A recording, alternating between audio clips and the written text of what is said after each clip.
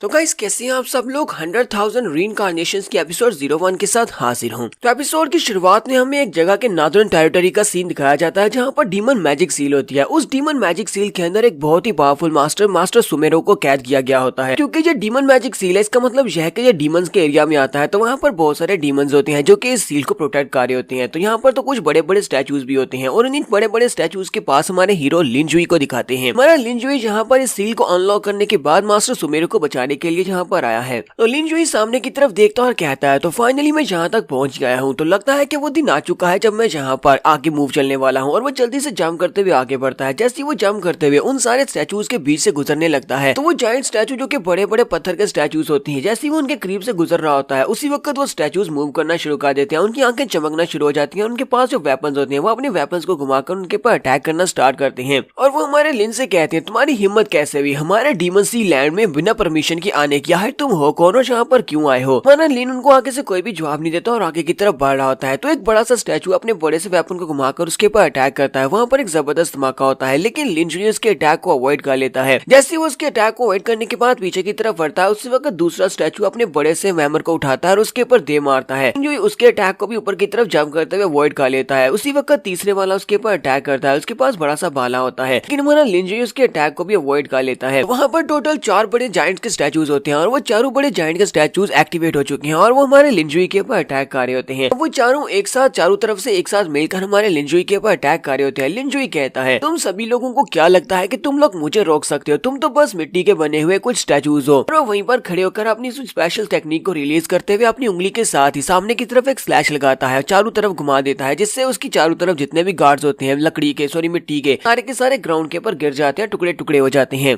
क्योंकि लिनजुई ने जहाँ पर अपनी एनर्जी को गोल चक्कर में घुमाया होता है और उसके आसपास वो चारों स्टैचूज होते हैं, तो वो चारों के चारों इसके साथ हिट होने के बाद सेंटर से कट जाते हैं, उनके टुकड़े टुकड़े हो जाते हैं और वो वहीं पर गिर जाते हैं। तो उन सभी स्टैचूज को मारने के बाद हमारा लिनजुई अब आगे की तरफ बढ़ रहा है। उस डीमन मैजिक सील की तरफ वो आगे बढ़ता है और कहता है तो लगता है कि अब यहाँ पर अगला लाइन ऑफ डिफेंस आ चुका है। ये सारे के सारे तो कैनन फोडर्स हैं, क्योंकि ये सभी लोग मरने वाले हैं। तो उसके सामने कुछ आर्मी गार्ड्स होते हैं, ये सारे कुछ स्पेशल सोल्जर्स होते हैं। उन सारे स्पेशल सोल्जर्स के साथ साथ कुछ डीमंस भी होते हैं जो कि तरह तरह के डिफरेंट काइंड्स के डीमंस होते हैं और काफी पावरफुल भी लग रहे होते हैं। उनमें से एक डीमन आगे बढ़ता है और हमारे लिन से सेम वही बात कहता है कि तुम्हारी हिम्मत कैसी हुई हमारे डीमन सी लैंड में बिना परमिशन के आने की? और वो अपने साथियों से कहता है जल्दी से जाओ, जाकर इस लड़के को पकड़ लो, अगर पकड़ सकते हो तो पकड़ो वरना इसे मार डालो। और वो सभी लोग हमारे लिनजुई को पकड़ने के लिए आगे बढ़ते हैं, जबकि हमारा लिनजुई फिर से वहाँ पर हल्का सा मुस्कुराता है और कहता है मुझे तो लगा था कि ये लोग यहाँ पर किसी पावरफुल लाइन ऑफ डिफेंस को भेजेंगे, लेकिन इन लोगों ने तो यहाँ पर रॉम वॉइड शैडोज को भेज दिया है। ये सारे होली रॉम वॉइड शैडोज, ये तो सभी लोग तो पावरफुल स्पिरिट्स हैं। असल में ये अपने मास्टर्स के शैडोज है और इनके मास्टर्स जितने पावरफुल होते हैं ये स्पिरिट शैडोज भी उतने ही पावरफुल होते हैं। यानी कि अपने मास्टर से इनकी पावर्स कुछ थोड़ी बहुत ही कम होंगी। लेकिन नॉर्दर्न एरिया में ये लोग यहाँ पर इस सील को गार्ड करते हैं, तो हमारा जाओ वहीं पर पत्थर के ऊपर बैठ जाता है, जबकि वो सारे के सारे होली शैडोज उसके ऊपर अटैक करने के लिए उसके करीब पहुंच रहे होते हैं। और लिनजुई यहाँ पर हमें एक और बात बताता है। वो कहता है जहाँ पर इस डीमन सी के अंदर जो डीमन किंग्स है, तो 7 डीमन किंग्स है और उन सभी ने मेरे पर नजर रखने के लिए लगता है कि काफी बड़ी कीमत चुकाई है। लिनजुई कहता है चाहे वो कुछ भी खा ले, लेकिन यहाँ पर उनकी दाल नहीं गलने वाली, क्योंकि काम नहीं बनेगा। और वो उठता है और उन सभी के ऊपर अटैक करना स्टार्ट करता है। सिर्फ और सिर्फ एक ही एक पाम मारने से वो सारे के सारे होली शैडोज वहीं पर डिस्ट्रॉय होते जा रहे होते हैं। हमारा हीरो लिनजुई काफी ज्यादा पावरफुल होता है। वो उन सभी शैडोज के ऊपर अटैक कर रहा होता है, एक एक करके वो आगे गुजरता जाता है और जहाँ पर बैंग बैंग बैंग की आवाज आती है, यानी कि उसने आसपास जितने भी होते हैं उन सभी को मार दिया होता है। सिर्फ लास्ट के ऊपर उनका जो चीफ होता है वो बचता है। वो हमारे लिनजुई की तरफ देखकर बहुत सा घबरा रहा होता है और कहता है ऐसा कैसे हो सकता है। तो हमारा लिनजुई उसके ऊपर भी अटैक करते हुए आगे गुजर जाता है। वो अपनी उंगली को घुमाते हुए एनर्जी स्लैश लगाता है और उस बेचारे को भी मारकर आगे आ जाता है और हंसते हुए कहता है तो लगता है कि फाइनली मैं उस जगह के ऊपर पहुंच ही चुका हूँ। हमारा लिनजुई उस डीमन सील के सामने पहुंच जाता है। उस डीमन सील के सामने पहुंचने के बाद से मास्टर सुमेरो दिखाई देते हैं, जो कि वहाँ पर चेंज में जकड़े होते हैं। मास्टर सुमेरो से कहते हैं